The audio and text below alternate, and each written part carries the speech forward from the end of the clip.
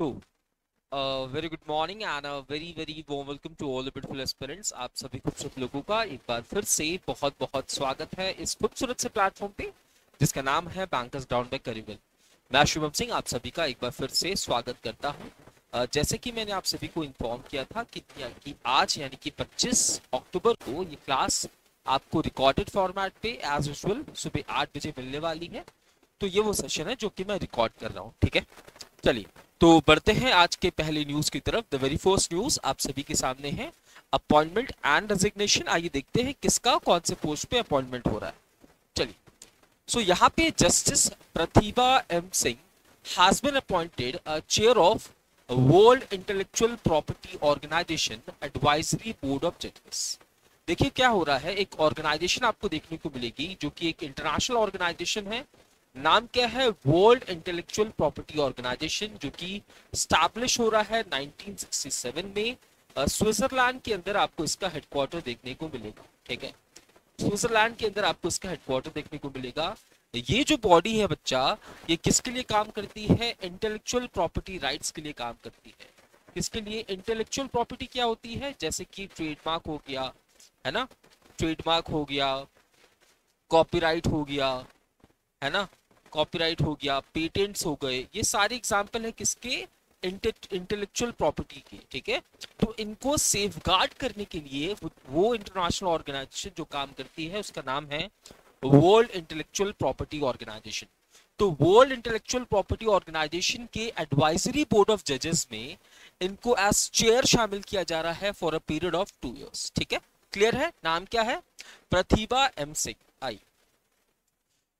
इनको अपॉइंट किया जा रहा है as chair of World Intellectual Property Organization advisory board of जजेस for a period of 2 years, यानी कि 25 से 27 के बीच में। अच्छा, ये बोर्ड का काम क्या है सर?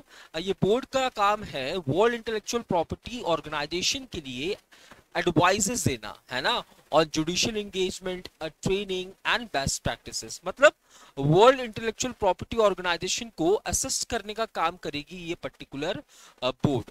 इस बोर्ड में 10 कंट्रीज जो है वो एज जजेस होते हैं, यानी कि 10 देशों के रिप्रेजेंटेटिव यहाँ पे जजेस के रूप में काम करेंगे, जो कि एडवाइस देने का काम करेगी वर्ल्ड इंटेलेक्चुअल प्रॉपर्टी ऑर्गेनाइजेशन, जिसमें आप China, France, Canada, south Korea जैसे देशों के रिप्रेजेंटेटिव देखने को मिलेंगे।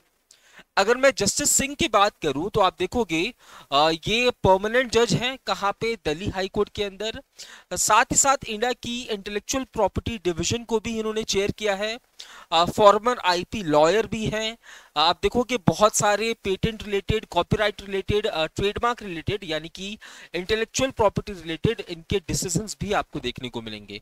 यानी कि पूरी की पूरी तरीके से ये इंटेलेक्चुअल प्रॉपर्टी राइट्स के एडवोकेसी के बारे में बात करती हैं, ये बात आपको ध्यान में रखना है। वर्ल्ड इंटेलेक्चुअल प्रॉपर्टी ऑर्गेनाइजेशन को असिस्ट करती है एक बोर्ड जिसका नाम है एडवाइजरी बोर्ड ऑफ जजेस, जिसमें 10 देशों के 10 रिप्रेजेंटेटिव आपको देखने को मिलेंगे। और इसमें अब भारत की तरफ से किसे अपॉइंट किया जा रहा है? प्रतिभा एम सिंह को अपॉइंट किया जा रहा है, ठीक है। सिंपल सी एक न्यूज थी। वर्ल्ड इंटेलेक्चुअल प्रॉपर्टी ऑर्गेनाइजेशन जो कि 1967 में स्टैब्लिश हो रहा है, स्विट्जरलैंड जेनेवा में आपको इसका हेडक्वार्टर देखने को मिलेगा। और इसके एडवाइस के लिए एक बोर्ड है जहां पे 10 मेंबर कंट्रीज के रिप्रेजेंटेटिव देखने को मिलेंगे। वहां पे भारत की प्रतिभा एम सिंह को अपॉइंट किया जा रहा है। पूछा गया है what is a primary role of Justice Pratibha M Singh as World Intellectual Property Organization advisory board chair, ठीक है। इसका काम क्या है इस बोर्ड का? तो सबके आंसर्स आने चाहिए। इसका काम क्या हो जाएगा सर? तो इसका काम क्या ये ग्लोबल आईपी लॉ बनाने का काम करेगी? इंटेलेक्चुअल प्रॉपर्टी लॉ बनाने का काम करेगी? नहीं sir. IP codes, Indian IP codes को देखने का काम करेगी? नहीं सर। पेटेंट्स को अप्रूव करेगी? नहीं सर। इंटरनेशनल ट्रेड एग्रीमेंट को फैसिलिटेट करेगी? नहीं सर। लेकिन आंसर सही क्या हो जाएगा? Option C, global judicial cooperation and IP training करने का काम करेगी, एडवाइस करेगी। क्लियर है न्यूज? चलिए, आई होप ये न्यूज क्लियर हो गया होगा। कमेंट सेक्शन में अपने हाँ या ना से जवाब दे दें। अगला है रैंकिंग रिपोर्ट एंड इंडेक्स। बोला गया है इंडिया लॉन्चेस भारत का पहला स्टेट माइनिंग रेडीनेस इंडेक्स। देखिए, माइनिंग के सेक्टर में कौन सी स्टेट अच्छा काम कर रही है? माइनिंग के सेक्टर में, यानी कि खनन के सेक्टर में कौन सी स्टेट अच्छा काम कर रही है, ये बात यहाँ पे कहा जा रहा है। तो state mining readiness index has been released, ये इसका पहला एडिशन है। कभी भी कोई चीज पहली बार होती है तो ये एग्जाम के पॉइंट ऑफ व्यू से इंपॉर्टेंट हो जाता है, तो तैयार रहेंगे, ठीक है। आइए, सो यहाँ पे मिनिस्ट्री ऑफ माइंस इस रिपोर्ट को रिलीज कर रही है, ठीक है, ताकि कौन सा स्टेट माइनिंग एफिशिएंसी में बेहतर है, माइनिंग के सेक्टर में रिफॉर्म्स अच्छे ला रहा है, और सस्टेनेबिलिटी के साथ, देखो माइनिंग तो किया जा रहा है लेकिन सस्टेनेबल माइनिंग के ऊपर हमें ध्यान देना है। तो यहाँ पे एफिशिएंसी, रिफॉर्म एंड सस्टेनेबिलिटी को फोकस कर रहा है ये इंडेक्स, देखने का काम करेगा कि कौन सी वो स्टेट्स हैं जो कि इन पे काम कर रही है, ठीक है, माइनिंग के साथ साथ ये काम कर रही है। यहाँ पे नॉन कोल मिनरल्स को टारगेट किया जा रहा है, जैसे लिथियम हो गई, रेयर अर्थ मिनरल्स हो गए, बॉक्साइट हो गया, आयरन ओर हो गया, यानी कि नॉन कोल मिनरल्स, कोल रिलेटेड मिनरल्स नहीं है, मतलब इन पे देखा जाएगा, ठीक है। तो यहाँ पे इस पर्टिकुलर इंडेक्स का मोटिव क्या है, स्टेट्स में आपस में कंपटीशन कराना कि कौन अच्छी तरीके से माइनिंग कर रहा है, कौन माइनिंग रिलेटेड अच्छे रिफॉर्म्स ला रहा है, कौन सस्टेनेबल तरीके से माइनिंग कर रहा है, ठीक है। ट्रांसपेरेंसी को इनहांस करना, ईज ऑफ डूइंग बिजनेस को इनहांस करना एंड सस्टेनेबल माइनिंग प्रैक्टिसेस को भी इनहांस करना इसका मकसद है, ठीक है। अब यहाँ पे कौन सा स्टेट अच्छा काम कर रहा है ये इवैल्यूएट करने के लिए, ये पता लगाने के लिए क्राइटेरिया है, जैसे auction performance, early mine operationalisation, exploration thrust, sustainable mining practices, तो ये कुछ इसके पैरामीटर्स हैं। अब यहाँ पे आप देखोगे अलग अलग कैटेगरीज में स्टेट को रखा गया है, जैसे कैटेगरी ए में कैटेगरी ए जो कि ऐसी स्टेट जो कि मिनरल रिच है और अच्छा काम कर रही है, बहुत सारी स्टेट्स ऐसी है जहां पे मिनरल्स की कमी है लेकिन अच्छा काम कर रही है। लेकिन यहाँ पे कैटेगरी ए में उन स्टेट्स को रखा गया है जो भी कि मिनरल रिच है और अच्छा काम कर रही है। यहाँ पे मध्य प्रदेश, राजस्थान, गुजरात टॉप कर रहा है। कैटेगरी 2 में गोवा, उत्तर प्रदेश और असम, एंड कैटेगरी 3 में पंजाब, उत्तराखंड और त्रिपुरा काम कर रहा है। तो एग्जाम में आपसे क्वेश्चन पूछ लेगा कि कैटेगरी सी में, ये कैटेगरी 3 में according to state mining readiness index कौन टॉप कर रहा है। इस तरीके से भी एग्जाम्स में क्वेश्चंस पूछे जाते हैं, ठीक है। तो इंडिया ने लॉन्च किया है पहला स्टेट माइनिंग रेडिनेस इंडेक्स, जो कि ये इवैल्यूएट करने का काम करता है, जो कि ये देखने का काम करेगा कि कौन सी वो स्टेट है जो कि माइनिंग बहुत अच्छे तरीके से कर रही है, माइनिंग के सेक्टर में रिफॉर्म्स ला रही है, माइनिंग कर रही है, लेकिन नेचर को कंजर्व करते हुए, सस्टेनेबल माइनिंग प्रैक्टिसेस को इंप्लीमेंट करते हुए माइनिंग कर रही है, ठीक है। आइए, तो पूछा है which state top the category A. देखिए कैटेगरी ए के बारे में पूछा है तो मध्य प्रदेश इससे टॉप कर रहा है, मध्य प्रदेश इससे टॉप कर रहा है। Option C is going to be the right answer, ठीक है। सेकंड का आंसर क्या हो जाएगा, सी। आरबीआई सर्कुलर्स की न्यूज को डिस्कस कर लेते हैं। State of the economy report by RBI, Reserve Bank of India है ना, ने रिलीज किया है एक रिपोर्ट। ये रिपोर्ट बता रही है कि भारत की इकोनॉमी का स्टेट कैसा है, यानी कि प्रेजेंट में भारत की इकोनॉमी किस तरीके से परफॉर्म कर रही है। आइए देखते हैं। सो यहाँ पे state of the economy report है, अक्टूबर 2025 में आया है, जिसको गाइड किया जा रहा है पूनम गुप्ता जी के द्वारा, जो कि डिप्टी आरबीआई गवर्नर होने वाले, ठीक है। इस रिपोर्ट में हमें क्या पता चला, इस रिपोर्ट में पता चला कि India remains resilient but not immune to global headwinds. देखो ग्लोबली बहुत सारी क्राइसिस चल रही है, जैसे यूएस ने हम पे टैरिफ लगाया है, यूक्रेन रशिया वॉर, बहुत सारी चीजें चल रही हैं। तो देखिए इंडिया जो है वो कमजोर नहीं है, इंडिया बहुत ज्यादा इम्पैक्ट तो नहीं हो रहा है, लेकिन हाँ है ना, यही चीजें बहुत लंबे समय तक चलेगी तो इंडिया जो है इससे इम्पैक्ट हो जाएगा, ठीक है। जो नेट फॉरेन डायरेक्ट इन्वेस्टमेंट है, ठीक है, ये नेगेटिव हो गया है। नेगेटिव इसलिए हो गया है कि पैसा आने से ज्यादा पैसा गया है, ठीक है। तो inflow, net inflow of foreign direct investment कम हुआ है, लेकिन गया ज्यादा है, रिपैट्रिएट ज्यादा कर रहे हैं हम लोग, यानी कि जब पैसा को ज्यादा भेजा जा रहा है लेकिन पैसा कम आ रहा है in the form of foreign direct investment, तो ये नेगेटिव हो जाएगा। तो अगस्त 2025 में जो हमारा नेट फॉरेन डायरेक्ट इन्वेस्टमेंट था ये नेगेटिव होगा, यानी कि ज्यादा पैसा हमने रिपैट्रिएट किया है, भेजा है, लेकिन कम पैसा इन्वेस्ट हुआ है। इन्फ्लेशन की बात करूं तो इन्फ्लेशन जो है वो जून 2017 के बाद सबसे कम है कब, सितंबर 2025 में, ठीक है। And it is below target for 8 straight months, ठीक है। टारगेट से लगातार कम है पिछले 8 महीनों से। ध्यान से समझना क्या कह रहा हूं। मैं कह रहा हूं जून 2017 के बाद से इन्फ्लेशन जो है वो सबसे कम है, महंगाई सबसे कम है, ठीक है। लेकिन जो हमारा टारगेट है उस टारगेट से भी 8 महीने से लगातार ये कम देखने को मिल रहा है, और जो कि फूड डिफ्लेशन की वजह से हो रहा है, खाने में मंदी की वजह से हो रहा है, खाने के दाम की मंदी की वजह से हो रहा है, ठीक है। हमारा स्ट्रेंथ क्या है, हमारी इकोनॉमी का स्ट्रेंथ क्या है, इन्फ्लेशन रेट कम है, हमारी बैंक्स अच्छा परफॉर्म कर रही हैं, बैलेंस शीट अच्छा है, कॉर्पोरेट बैलेंस शीट अच्छा है, हमारे पास एम्पल ऑफ फॉरेक्स रिजर्व है, यानी कि फॉरेन एक्सचेंज रिजर्व है ना। हमारी जो फिस्कल मॉनेटरी फ्रेमवर्क है वो क्रेडिबल है। ये हमारी क्या होने वाली है, ये हमारी स्ट्रेंथ होने वाली है।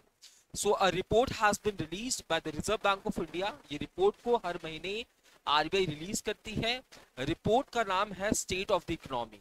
रिपोर्ट कौन से मंथ के लिए आ रहा है, सितंबर मंथ के लिए आ रहा है, पिछले मंथ के लिए आता है इस मंथ में, ठीक है।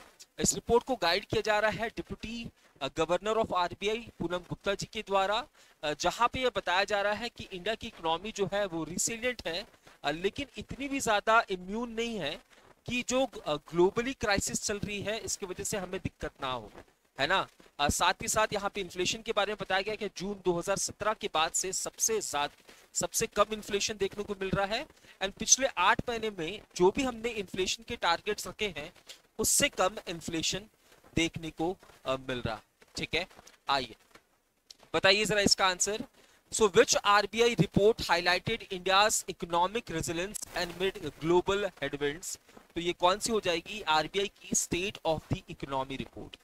State of the economy report exam में डायरेक्टली आपसे रिपोर्ट का नाम भी पूछ लेता है, ठीक है।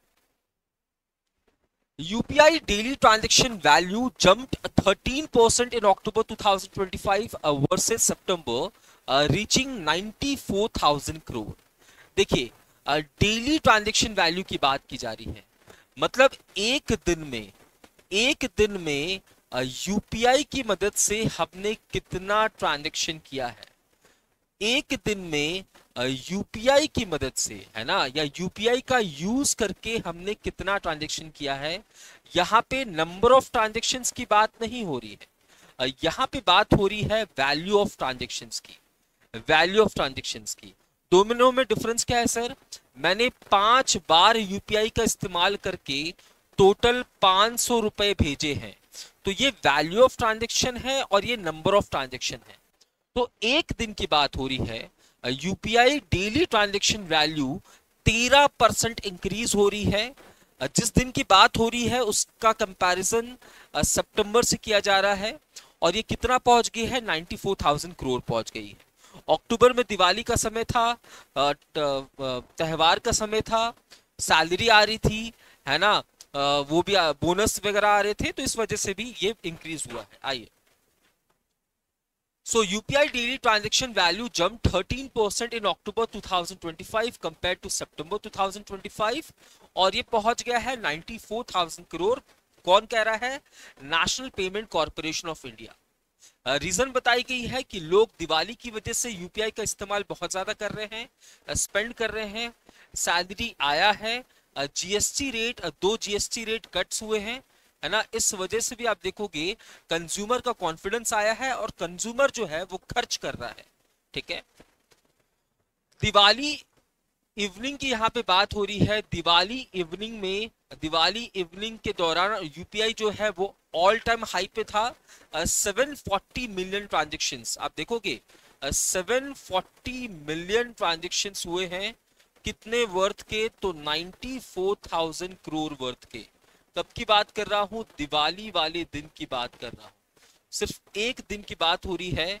इतने नंबर ऑफ ट्रांजैक्शंस हुए हैं और इतने वर्थ का ट्रांजैक्शन हुआ है, ठीक है।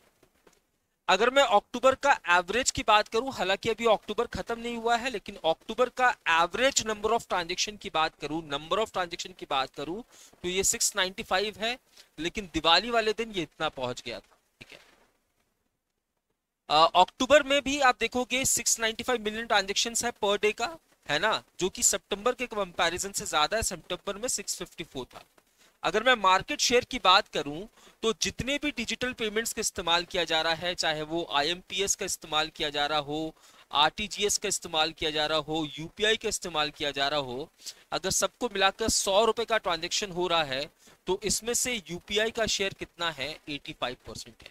तो जितने भी डिजिटल पेमेंट्स का इस्तेमाल हम लोग कर रहे हैं उसमें यूपीआई का रेशियो कितना है, 85% है। ये भी डेटा यहाँ पे कह रहा है, ठीक है। Several days in October cross 1 lakh crore mark, double the count from September. बहुत दिन ऐसा भी हुआ कि 1 लाख करोड़ का मार्क भी हमने क्रॉस किया है। तो national payment corporation of India एक रिपोर्ट को रिलीज कर रही है जिससे हमें पता चल रहा है कि सितंबर के कंपैरिजन में अक्टूबर के एक ही दिन में, है ना, 740 मिलियन ऑफ ट्रांजेक्शन हुए हैं वर्थ रुपीज 94,000 करोड़। और वो दिन कौन सा था, दिवाली वाला, ये रिकॉर्ड है। तो what was the average daily UPI transaction value in October 2025? अक्टूबर 2025 में एवरेज, है ना, अक्टूबर 2025 में जो एवरेज वैल्यू था, है ना, वो 695 मिलियन ट्रांजेक्शन था। यहाँ पे नंबर ऑफ ट्रांजेक्शन लिखा है क्या, यूपीआई ट्रांजेक्शन वैल्यू लिखा है ना, वैल्यू लिखा है, तो वैल्यू लिखा है तो 94,000 करोड़, ठीक है। आइए आरबीआई के गोल्ड रिजर्व के बारे में बात हुई है। सितंबर 2025 तक भारत के पास या आरबीआई के पास कितना गोल्ड रिजर्व है? तो प्रेजेंट में भारत के पास 880.18 metric tonne of gold reserve आपको देखने को मिलेगा, जो कि पिछले साल के कंपैरिजन से ज्यादा है। पिछले साल हमारे पास कितना था? इन गोल्ड रिजर्व की वैल्यू कितनी है, 95 बिलियन यूएस डॉलर्स है एज ऑफ 26 सितंबर 2025। क्योंकि गोल्ड की वैल्यू बढ़ती रहती है, घटते रहती है, तो 26 सितंबर की बात करूं तो इसकी वैल्यू इतनी। अगर मैं रिसेंट एडिशंस की बात करूं, यानी कि रिसेंटली हमने गोल्ड खरीदा है क्या, तो कितना खरीदा है? तो first half of financial year 25-26 में आरबीआई ने 0.6 मेट्रिक ऑफ गोल्ड को परचेस किया, जिसमें से सितंबर के महीने में 0.2 टर्न्स और जून के महीने में 0.4 टर्न्स। वही मैं अगर पिछले साल की बात करूं तो पिछले साल भारत ने इतना टर्न गोल्ड परचेस किया था। इस साल अब तक सिर्फ इतना गोल्ड परचेस हुआ है, पिछले साल पूरे साल में इतना गोल्ड परचेस हुआ था, ये बात आपको ध्यान में रखनी है। अगर मैं वर्ल्ड वाइड सेंट्रल बैंक्स की बात करूं, यानी कि दुनिया के और भी सेंट्रल बैंक्स की बात करूं, तो central banks world wide added 166 tonnes of gold to official reserve.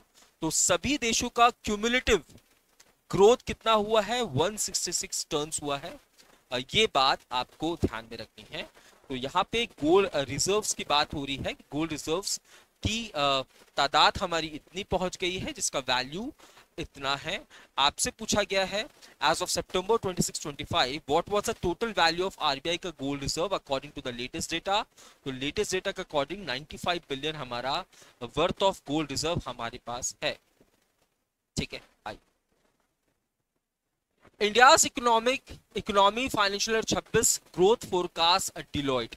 Sir Deloitte क्या कह रहा है? डिलॉयट ने दोबारा से रिवाइज किया है इंडिया का ग्रोथ फोरकास्ट, यानी कि फाइनेंशियल ईयर 26 में 25-26 में इंडिया की जीडीपी ग्रोथ रेट की रफ्तार क्या होने वाली है। सो यहाँ पे इन्होंने प्रोजेक्ट किया है कि जीडीपी ग्रोथ रेट 6.7% से लेकर 6.9% रहेगी। एवरेज की बात करूं तो इसका एवरेज क्या हो जाएगा, 6.8%। ये बात ध्यान रखना है। अब पहले इसने एस्टिमेट कुछ और किया था। पहले इसने 30 बेसिस पॉइंट कम एस्टिमेट किया था। पहले 30 बेसिस पॉइंट कम एस्टिमेट किया था, अब 30 बेसिस पॉइंट को बढ़ाकर एस्टिमेट किया जा रहा है। वजह इसलिए है क्योंकि हमने ये देखा कि Q1 ऑफ फाइनेंशियल ईयर 26 में इंडिया की जीडीपी ग्रोथ रेट 7.8% थी। तो 7.8% थी ऑलरेडी हमारी जीडीपी ग्रोथ रेट, लेकिन ये क्यूमुलेटिव की बात कर रहा है, पूरे साल की बात कर रहा है, तो एवरेज 6.8%। नॉमिनल जीडीपी की बात करूं तो ये 8.8% ईयर ऑन ईयर बेसिस पे है। ये बात आपको ध्यान में रखना है। इसमें वजह बताया गया है कि डोमेस्टिक डिमांड अच्छी है, लोग चीजों का डिमांड कर रहे हैं। जब डिमांड होता है जब डिमांड होगा तो सप्लाई बढ़ेगा, सप्लाई बढ़ेगा तो जीडीपी ग्रोथ रेट बढ़ेगी। महंगाई कम है, इस वजह से लोग इन्वेस्ट कर रहे हैं। गांव का कॉन्फिडेंस ज्यादा है, गांव के लोग भी पैसा इन्वेस्ट कर रहे हैं, पैसा डिमांड कर रहे हैं। फेस्टिव कंजप्शन ज्यादा है, फेस्टिवल की वजह से कंजप्शन बढ़ा है, प्राइवेट इन्वेस्टमेंट भी है, जीएसटी रिफॉर्म्स की वजह से भी फायदा पहुंचा है। तो डिलॉयट क्या कह रहा है? डिलॉयट कर रहा है कि तो जो इंडिया की जीडीपी ग्रोथ रेट है ये 6.7% से लेकर 6.9% के रफ्तार से आगे बढ़ेगी। कौन सी साल की बात हो रही है? तो फाइनेंशियल ईयर 26 यानी कि 25-26 पूरे साल की बात हो रही है। क्वार्टर 1 में इंडिया की जीडीपी ग्रोथ रेट कितनी थी? 7.8% थी। ये बात हमें याद है। चलिए, स्पोर्ट्स एंड गेम्स की बात हो रही है। फीफा अंडर 20 वर्ल्ड कप को जीत लिया है मोरक्को ने, हराया है अर्जेंटीना को। आइए, सो यहां पे आप देखोगे चिली देश ने होस्ट किया है ना क्या, FIFA under 20 football world cup. Under 20 यानी कि इसमें उन फुटबॉलर्स ने पार्टिसिपेट किया होगा जिनकी उम्र 20 साल से कम हो। ठीक है, ये कहां पे हुआ? चिली देश में हुआ। कब खत्म हुआ? 19 अक्टूबर को खत्म हुआ। इसका पहला एडिशन खेला गया था 1977 में और इस बार इसका ये 24th एडिशन था। इसको जीता है मोरक्को ने, मोरक्को का ये पहला टाइटल है, हराया है अर्जेंटीना को। अब कुछ अवार्ड्स भी दिए जाते हैं, जैसे गोल्डन बॉल। गोल्डन बॉल का अवार्ड दिया जाता है बेस्ट प्लेयर को, गोल्डन बॉल का अवार्ड दिया जाता है best player of the tournament को, है ना, जिसने असिस्ट भी किया होगा, जिसने गोल भी मारे होंगे, गोल एज अ डिफेंडर गोल बचाया होगा, है ना। तो गोल्डन बॉल का अवार्ड मिला है उथमाने मामा को, मोरक्को से है ये। गोल्डन बूट का अवार्ड मिलता है जो हाईएस्ट गोल स्कोर करता है, जो हाईएस्ट गोल स्कोर करता है इसे गोल्डन बूट मिलता है। ये मिला है बेंजामिन क्रिमसाचे को। गोल्डन ग्लव्स बेस्ट गोलकीपर को मिलता है, बेस्ट गोलकीपर को गोल्डन ग्लोब्स का अवार्ड मिलता है, ये मिल रहा है सैंटिनो बारबी को। एंड एक अवार्ड होता है फेयर प्ले अवार्ड, ये मिल रहा है यूएसए को। सो यहाँ पे 24th एडिशन है किसका? Under 20 FIFA World Cup 2025 Chile में हुआ है।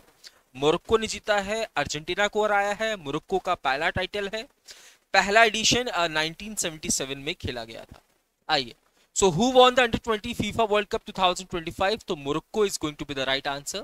मैं ये उम्मीद कर रहा हूं कि सबके आंसर्स आ रहे होंगे। ठीक है, डिफेंस अफेयर्स की बात हो रही है। एक एक्सरसाइज है जेमिक्स 2025, जापान और इंडिया के बीच में मरीटाइम एक्सरसाइज है, यानी कि एक प्रकार का नेवल एक्सरसाइज है, यानी कि दोनों देशों की नेवीज इसमें पार्टिसिपेट कर रही होगी। दो फेजेस में होगा, एक हार्बर फेज, एक सी फेज। हार्बर फेज होगा 21 अक्टूबर को, सी फेज होगा 16 से 17 अक्टूबर को। ये दोनों कहाँ पे हो रहा है? लोकेशन कहाँ पे है? जापान। तो एग्जाम में जिमिक्स एक्सरसाइज के बारे में अगर आपसे पूछे कि जिमिक्स एक्सरसाइज हो कहाँ रहा है, तो जापान में हो रहा है। इंडिया की तरफ से इंडियन नेवल शिप शाद्री पार्टिसिपेट कर रही है, जिसको लीड कर रहे हैं कैप्टन रजत कुमार। जापान की तरफ से असाही जो कि एक डिस्ट्रॉयर है, साथ ही साथ फ्लीट ऑयलर सबमरीन जिनरयू भी पार्टिसिपेट कर रही है। सो आईएनएस शाद्री पार्टिसिपेट कर रही है जिमिक्स एक्सरसाइज के अंदर, जो कि इंडिया और जापान के बीच में एक नेवल एक्सरसाइज है। मैरीटाइम कॉपरेशन करना इसका मकसद होता है। तो पूछा है तो जेमिक्स 2025 maritime exercise was conducted between India and which country? किन दो देशों के बीच में कंडक्ट हो रहा है, बताइए जरा।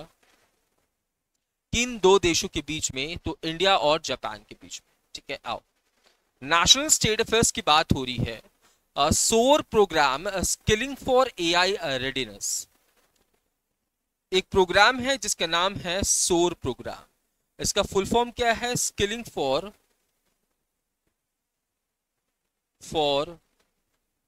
AI readiness. ये प्रोग्राम कोई नया नहीं है, ये प्रोग्राम को लॉन्च किया गया था जुलाई 2025 में। अब इसके बारे में कुछ नोटिफिकेशन आ रहे हैं। ठीक है, तो बात किसके बारे में हो रही है? आर्टिफिशियल इंटेलिजेंस के बारे में। सो यहाँ पे गवर्नमेंट ऑफ इंडिया ने लॉन्च कर दिया है सोर प्रोग्राम। किसके अंडर लॉन्च किया गया है? स्किल इंडिया मिशन, जो कि लॉन्च हुआ था 15 जुलाई 2015 को, जिससे ऑलरेडी 10 साल हो चुके हैं। इस स्कीम को इम्प्लीमेंट कौन करेगा, इस प्रोग्राम को इम्प्लीमेंट कौन करेगा? तो ministry of skill development and entrepreneurship, साथ ही साथ मिनिस्ट्री ऑफ एजुकेशन। इस सोर प्रोग्राम का मकसद क्या है? सोर प्रोग्राम का मकसद है integrate AI education in school curriculum. छठी से 12वीं के बच्चे जो स्कूल की पढ़ाई कर रहे हैं वो तो करेंगे ही करेंगे, साथ ही साथ आर्टिफिशियल इंटेलिजेंस के सेक्टर में भी उनको स्टार्टिंग से ही स्किल्स प्रोवाइड किया जाएगा। एआई लिटरेसी, आर्टिफिशियल इंटेलिजेंस के सेक्टर में उनको लिटरेट करना है, उनको उन स्किल से रूबरू कराना है जो कि अभी डिमांड में है। ठीक है, अर्बन रूरल के बीच में जो डिजिटल स्किल का गैप है इसको भी फिल करने का बात यहाँ पे किया जा रहा है, आत्मनिर्भरता की बात यहाँ पे की जा रही है। ठीक है, तो यहाँ पे आप देखोगे बहुत सारी, देखो 3 एआई मॉडल्स पे काम किया जाएगा, है ना। हर एक मॉडल 15 घंटे काम करेगा स्टूडेंट्स के लिए। फिर इसमें एक एडवांस मॉडल होगा जो एजुकेटर्स के लिए होगा, मतलब एआई मॉडल्स को सिखाया जाएगा। 3 एआई मॉडल्स को स्टूडेंट्स को सिखाया जाएगा, एक एआई मॉडल जो कि एडवांस मॉडल होगा वो एजुकेटर्स को सिखाया जाएगा। इसके लिए आप देखोगे 2025-26 के लिए 500 करोड़ का बजट एलोकेट किया गया है ताकि आर्टिफिशियल इंटेलिजेंस के सेक्टर में रिसर्च एंड डेवलपमेंट किया जा सके, सेंटर ऑफ एक्सीलेंस के ऊपर काम किया जा सके, आईटीज वगैरह के साथ, प्राइवेट कंपनीज के साथ कोलैबोरेट किया जाएगा, है ना। आप देखोगे इसके अंतर्गत स्किल इंडिया डिजिटल हब के अंतर्गत आप देखोगे इतने अप्रेंटिसशिप ट्रेनिंग हमने ऑलरेडी प्रोवाइड कर दी है। ठीक है, तो यहाँ पे गवर्नमेंट ऑफ इंडिया ने लॉन्च किया है under the skill India mission, क्या तो सोर प्रोग्राम। सोर प्रोग्राम का मकसद ये है कि आर्टिफिशियल इंटेलिजेंस को इंटीग्रेट करके काम करेंगे हम लोग स्कूल के लेवल पे। मतलब स्कूल्स में जो पढ़ाई हो रही है वो तो हो रही है, लेकिन बच्चों को अभी से आर्टिफिशियल इंटेलिजेंस के बारे में नॉलेज प्रोवाइड किया जाएगा, अभी से उनको artificial intelligence related skills provide की जाएंगी। ठीक है, आइए क्या पूछ रहा है, the Government of India launch the skilling for AI readiness programme in July 2025 under which mission. Mission पूछा है तो स्किल इंडिया मिशन। अगर आपसे मिनिस्ट्री पूछती तो मिनिस्ट्री कौन सी हो जाती, मिनिस्ट्री ऑफ एजुकेशन एंड साथ साथ मिनिस्ट्री ऑफ स्किल डेवलपमेंट, है ना, मिनिस्ट्री ऑफ स्किल डेवलपमेंट। ठीक है, तो मिनिस्ट्री पूछा जाता तो आप ये दो मिनिस्ट्री बताते यानी, बट यहाँ पूछा है कौन से मिशन के अंदर, तो स्किल इंडिया मिशन, जो कि जुलाई 2015 में लॉन्च हुई थी, जिसको 10 इयर्स ऑलरेडी कंप्लीट हो चुके हैं। आई केरला टू बिकम इंडिया का पहला एक्सट्रीम पॉवर्टी फ्री स्टेट। अभी केरला क्या हुआ था, केरला ने इंट्रोड्यूस किया था राइट टू डिस्कनेक्ट बिल, है ना, राइट टू डिस्कनेक्ट बिल, याद आ रहा है। राइट टू डिस्कनेक्ट बिल में क्या था sir, right to disconnect bill जो है इसमें था ये कि पहली बात तो भैया ये प्राइवेट कंपनीज के लिए था, प्राइवेट कंपनीज के लिए था। होता ये है प्राइवेट कंपनीज में कि ऑफर लेटर में कहा जाता है कि 10 से शाम को 6 बजे तक काम कराएंगे, लेकिन रात को 8 बजे भी आपके पास कॉल आ जाता है, रात को 8 बजे तक आपको बैठाया जाता है।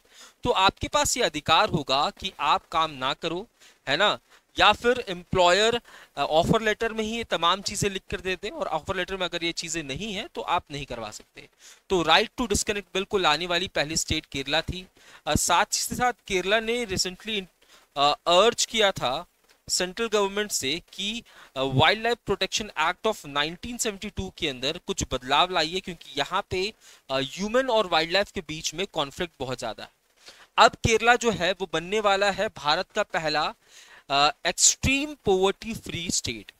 एक्सट्रीम पॉवर्टी फ्री स्टेट कौन बनने वाला है, केरला बनने वाला है। सबसे पहले आपको मतलब पता होना चाहिए एक्सट्रीम पॉवर्टी का मतलब क्या होता है। एक्सट्रीम पॉवर्टी वो सिचुएशन है जहां पे आपको बेसिक इनकम आपके पास नहीं है, एक बेसिक इनकम आप नहीं कमा पा रहे हो, है ना, आपके पास रहने के लिए जगह नहीं है, खाना नहीं है और हेल्थ की सुविधाएं नहीं है।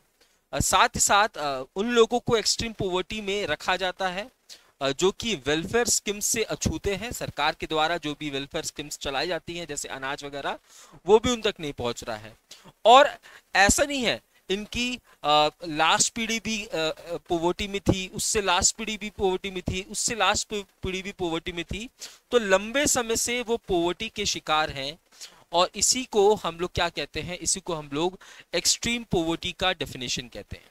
तो केरला ने पॉवर्टी को इराडिकेट करने के लिए एक स्कीम की शुरुआत की थी 2021 में, और इसी वजह से केरला जो है अब 1 नवंबर को यह अनाउंसमेंट होगा। तो अब केरला पहला ऐसा स्टेट बनने वाला है जो कि एक्सट्रीम पॉवर्टी को एलिमिनेट कर रहा है। एक्सट्रीम पॉवर्टी का डेफिनेशन हमने समझ लिया है ना। इसने जो इनिशिएटिव लाया था वो इनिशिएटिव कौन सा था, 2021 वाला इनिशिएटिव, जहां पे ये लोग फैमिलीज को सपोर्ट कर रहे थे, पहले आइडेंटिफाई कर रहे थे ऐसे फैमिलीज जो कि एक्सट्रीम पॉवर्टी में हैं, फिर उनको सपोर्ट कर रहे थे, उनको घर, खाना, हेल्थ, ये तमाम चीजें प्रोवाइड कर रहे थे। और यही वजह है इतने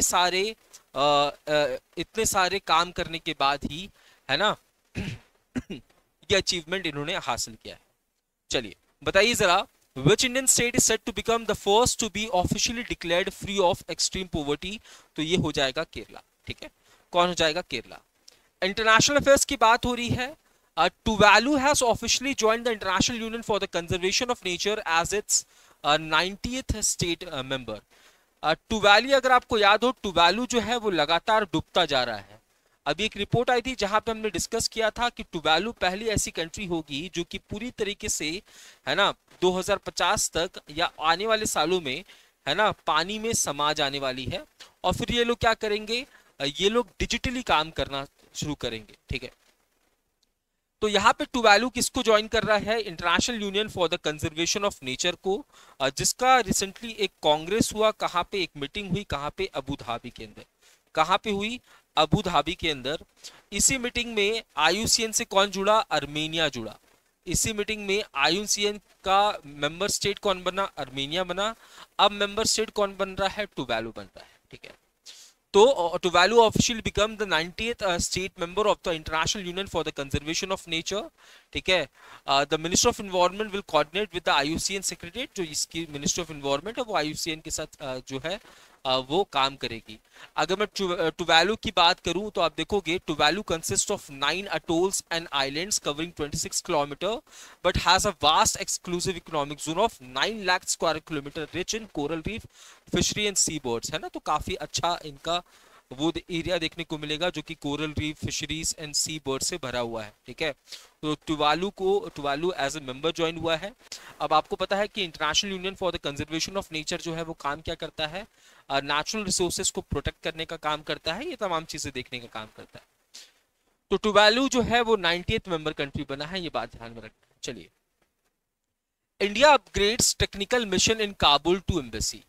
देखो इंडिया का ना काबुल में, है ना, काबुल में इंडिया की एम्बेसी अब तक नहीं थी, इंडिया की एम्बेसी नहीं थी, लेकिन काबुल के अंदर इंडिया की एक टेम्पोरेरी मिशन थी। काबुल के अंदर इंडिया की एक टेम्पोरेरी क्या था, एक मिशन था, एक टेम्पोरेरी मिशन था जो कि काबुल में ऑलरेडी चल रहा था। अब इसी मिशन को एक एम्बेसी का रूप दे दिया गया है, यानी कि भारत की एक एम्बेसी जो है वो अब अफगानिस्तान के अंदर आपको देखने को मिली।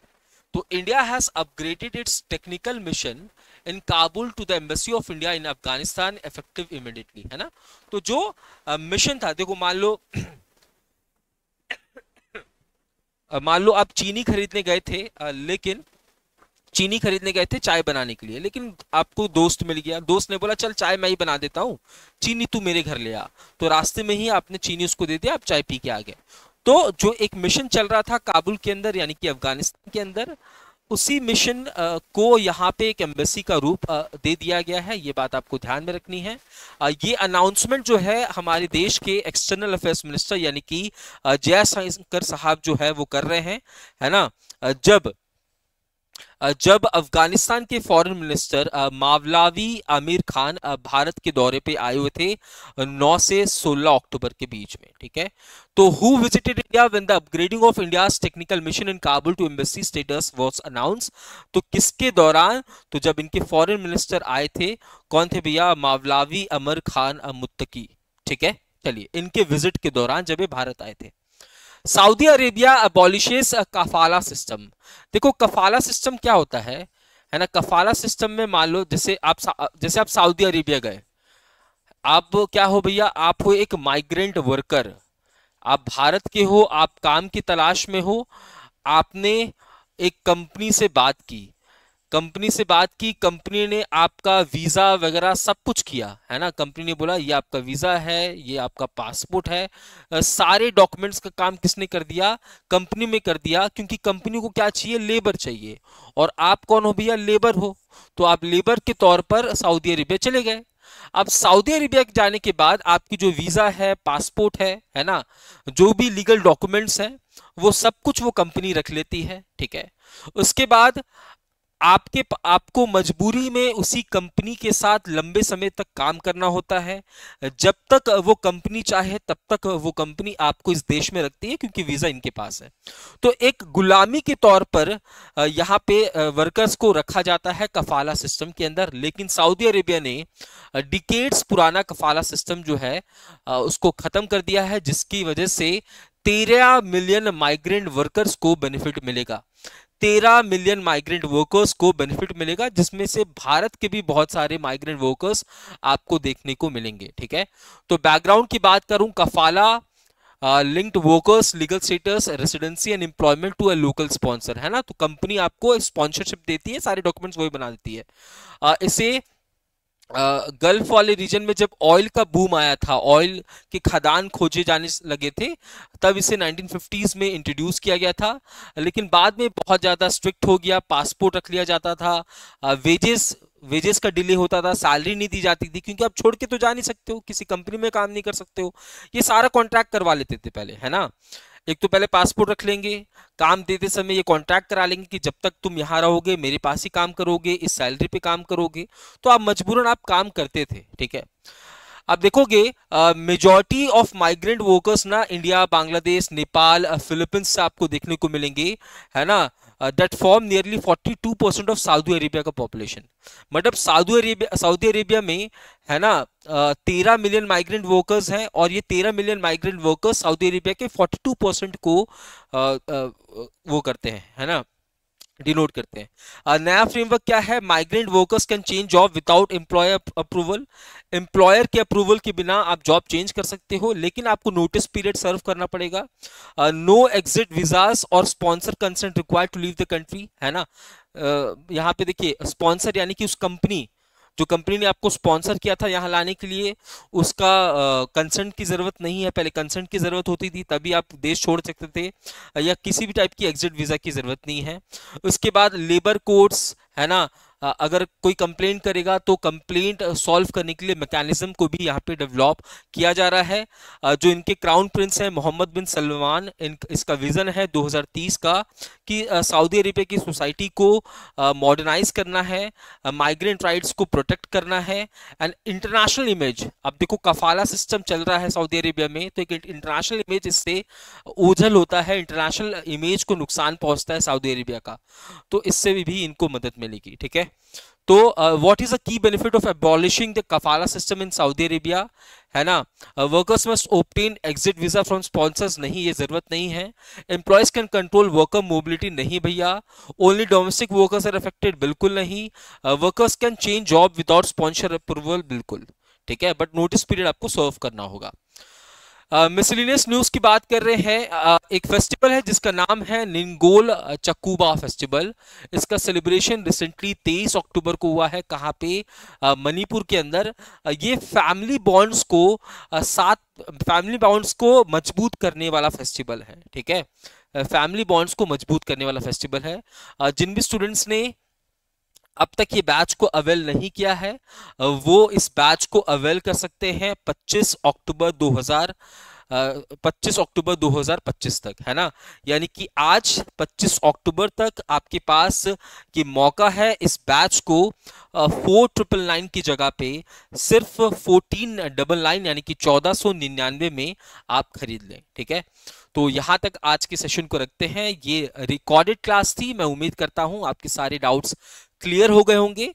और कोई अगर डाउट है तो जब भी हम लाइव सेशन लेंगे, उस लाइव सेशन में आपके सारी डाउट्स को क्लियर किया जाएगा। तो यहां तक रखते हैं आज के सेशन को, मिलते हैं अपनी अगली क्लास में। तब तक के लिए मैं शिवम सिंह अलविदा लेता हूं।